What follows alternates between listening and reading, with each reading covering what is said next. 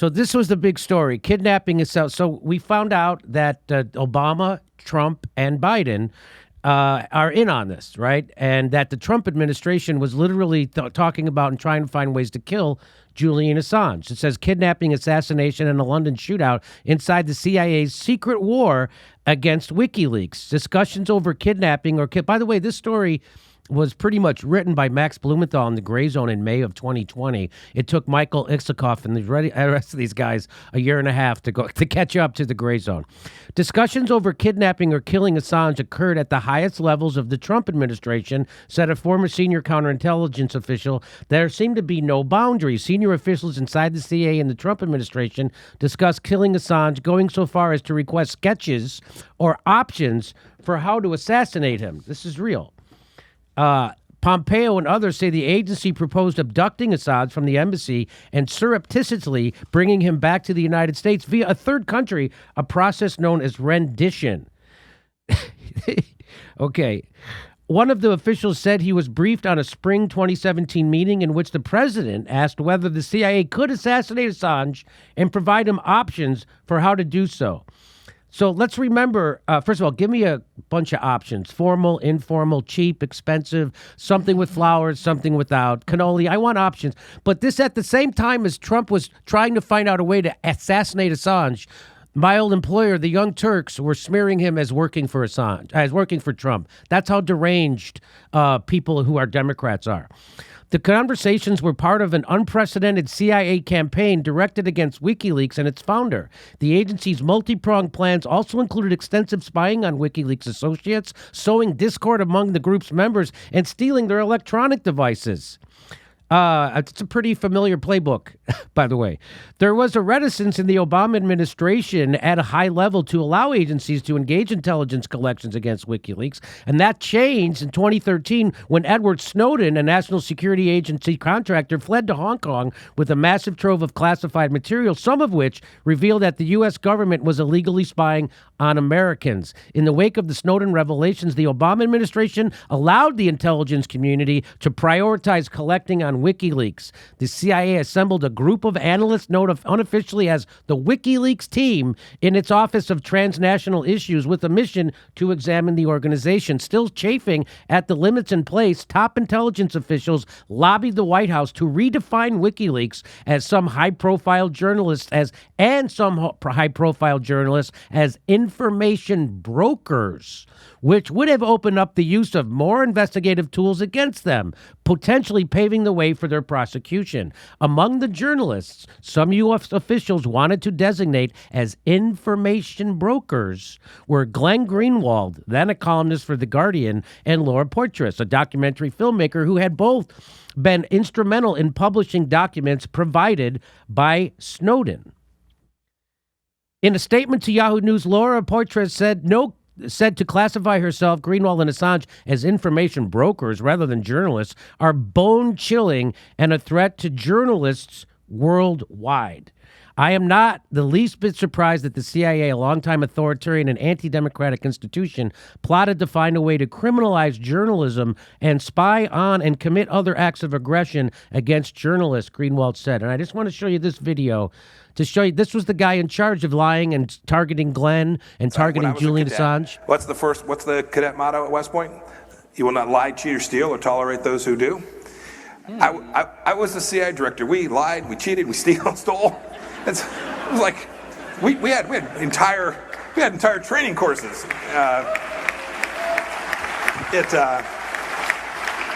It reminds you of the glory of the American experiment. So let me bring in Glenn again. Glenn, what is your response to the revelations that you were targeted? They wanted to change you from a journalist to an information broker so they could go screw with you.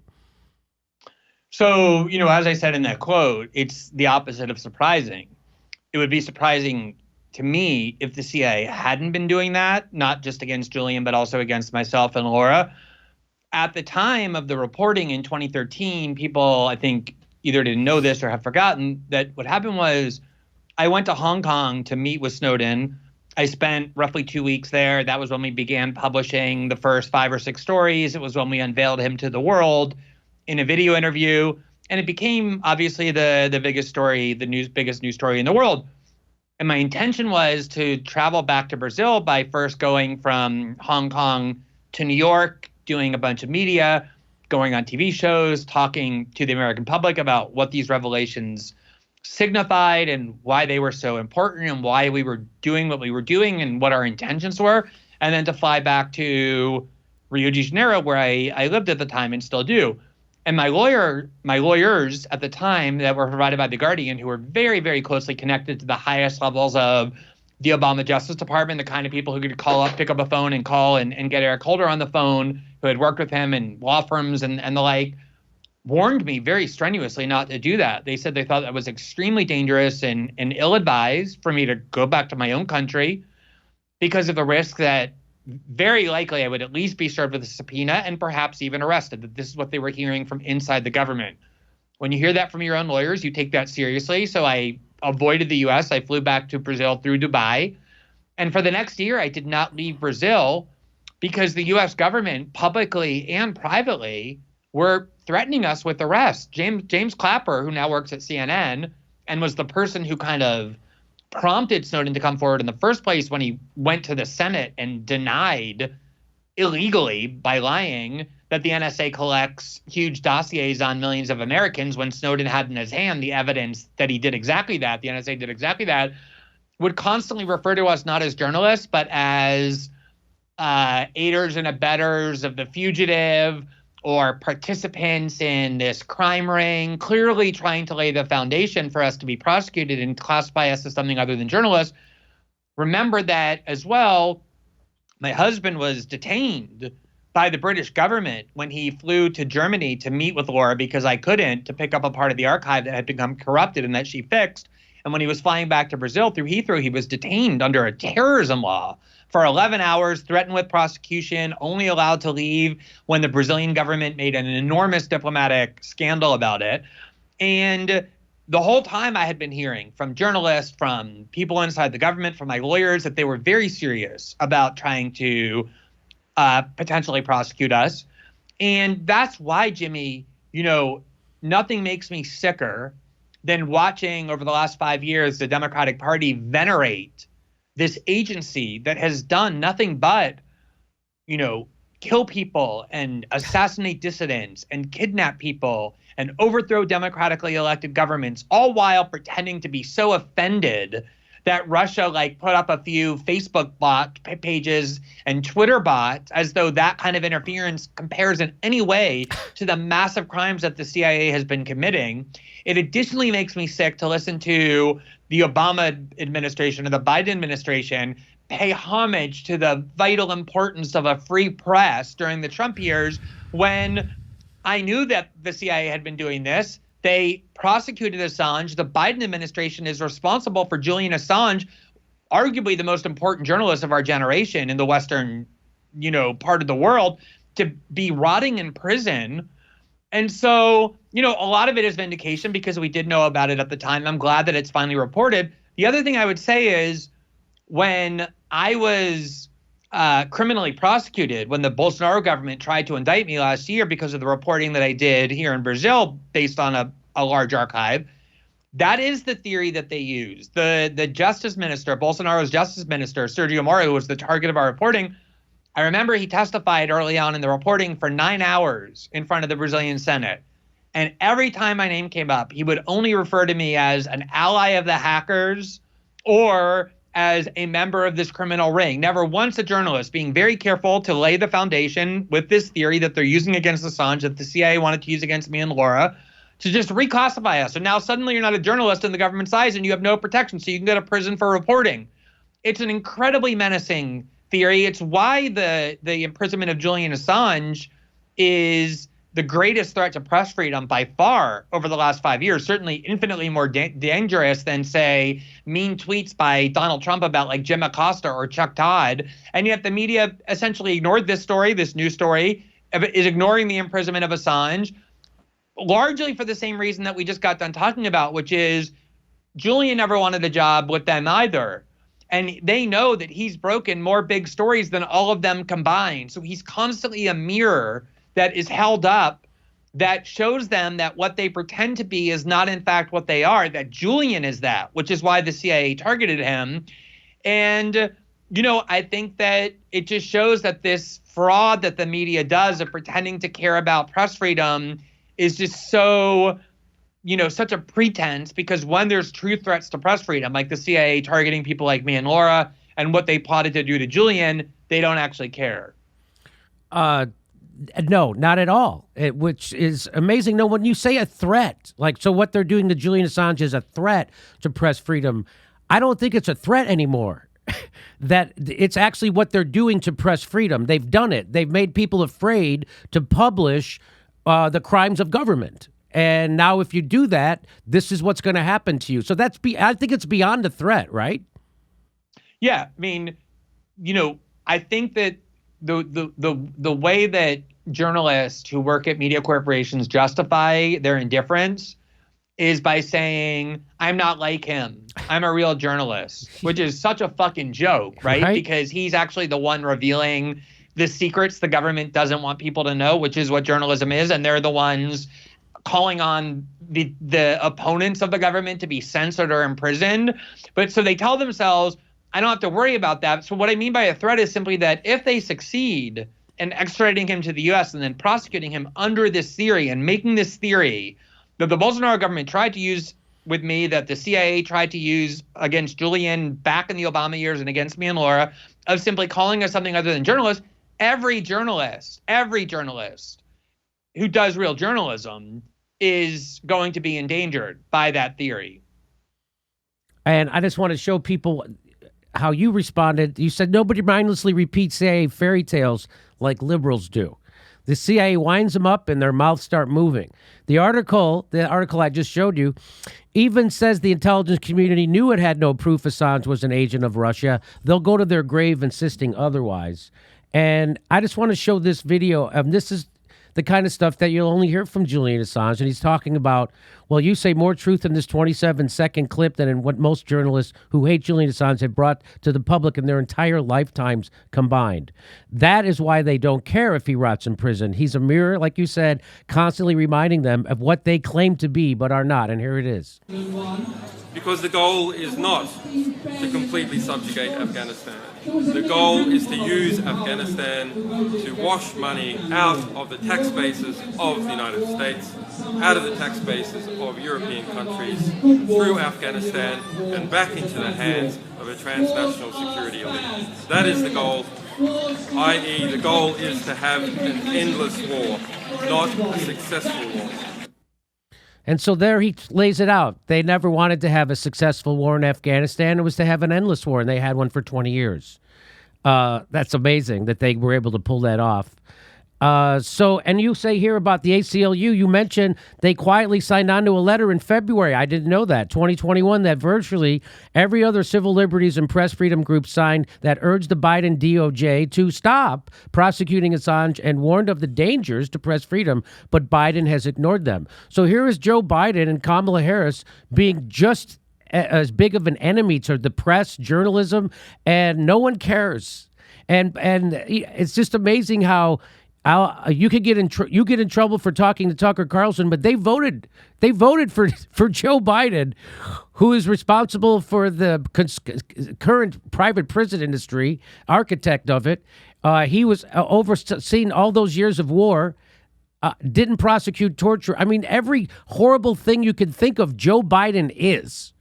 And right now, let me interject there, because I think sometimes people overlook this part of the story that makes it even so much worse. The Obama administration did really want to prosecute Julian, but concluded there was no legal theory on which they could rely that would allow them to explain why they were prosecuting Julian for publishing these documents, but not The Guardian and the New York Times and El País and other media outlets around the world, which published the same documents in partnership with him. And so they made clear that the only way they could justify prosecuting him is if they found evidence that he actually cooperated with Chelsea Manning in the crimes that were committed in a way that the other outlets didn't, and they never did. They looked everywhere. They convened a grand jury for 2 or 3 years. They aggressively searched, and they found nothing. All he did was what journalists do, which is work with the source, got the documents, and reported them. He never participated in the hacking of those documents. So fast forward to the Trump administration, Mike Pompeo gets into office and makes clear in a speech in 2017 that he is fixated on destroying WikiLeaks. He makes it absolutely clear it is a top priority of him. They indict him. Rick Grenell goes to Ecuador, bullies the Ecuadorian government into withdrawing asylum, allowing the British police to go in and take Julian out of that embassy where he had been under 7 years under protection of asylum from Ecuador, and send him to prison. And now you have a Democratic administration again, Joe Biden, who was part of the Obama administration, which concluded that it couldn't legitimately prosecute Assange. And yet here now they are. In January, there was a judge who rejected the extradition request of the United States, saying we're not going to extradite him to the U.S. because his mental health and physical health, after everything he's endured, cannot withstand the harshness of American prisons. The Biden administration could have just said, okay, we lost, and that's the end of it. He suffered enough. He's been detained. They didn't do that. They appealed that decision and demanded that he be kept in prison pending the appeal. That's the only reason he's in prison. He was convicted of bail jumping. He got 51 weeks, the maximum he could get. He served that 51 weeks. So the only reason he's in prison is pending a trial or an extradition hearing at the Biden administration's demand. So, Jimmy, what changed? Why did Democrats in 2010 and 2011, 2012 take the position that they could prosecute Julian Assange, but now in 2020 and 2021, they're adamant that he remain in prison? What changed? There's only one thing that changed between those two times. In 2016, Julian did reporting that harmed Hillary Clinton because it reflected poorly on the Democratic National Committee. It exposed corruption by the top 5 DNC officials and forced them all to resign, including Debbie Wasserman Schultz. It proved that the DNC cheated on behalf of Hillary. So the only reason that Democrats now want to prosecute Julian, whereas back then they concluded that they couldn't, is because he reported negatively on the Democrats. It's like being a political prisoner. They're not even punishing him because he exposed war crimes. He had already done that in 2010, and the Democrats concluded they couldn't prosecute him. The only thing that changed is that he reported on Hillary Clinton and her corruption and the corruption of the DNC, and that's why they want him in prison, which makes him a political prisoner. It's not just that they're threatening press freedom, it's that their motives are purely political. That's, you're right. That's exactly, thanks for reminding everybody that is exactly why they're going after him. And it is like, it's a political prosecution, no doubt about it. He went after the Democratic Party, Hillary Clinton, and that, you're right. Because Barack Obama certainly wanted to prosecute Julian Assange, but they had concluded that if they did that, they would also have to prosecute the New York Times. Exactly. And so that's why they didn't. That was their conclusion. Well, they're still not going to prosecute the New York Times. We know that. But now they're just going to ignore all that. They're going to be, unscrupulous, dishonest enforcers and selective enforcers of law. Well, not even enforcing law, just selective prosecutors of people. And it's not the law they're enforcing. So this is a heartbreaker. And here's the last thing I have loaded in for this segment. You say the U.S. government is slowly suffocating, silencing, and killing someone solely for the crime of reporting documents that every major media outlet in the world determined was newsworthy. And a few in the U.S. corporate press care, because he's never been in their clique.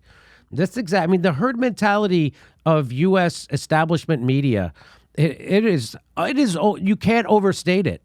They're repulsive. They're absolutely. Imagine if the Trump DOJ, at the behest of Mike Pompeo when he was at the CIA, had, instead of prosecuting Julian Assange for publishing classified material, instead prosecuted a New York Times reporter or a Washington Post reporter for having published classified information about Russiagate, which they did all the time, which is also a crime.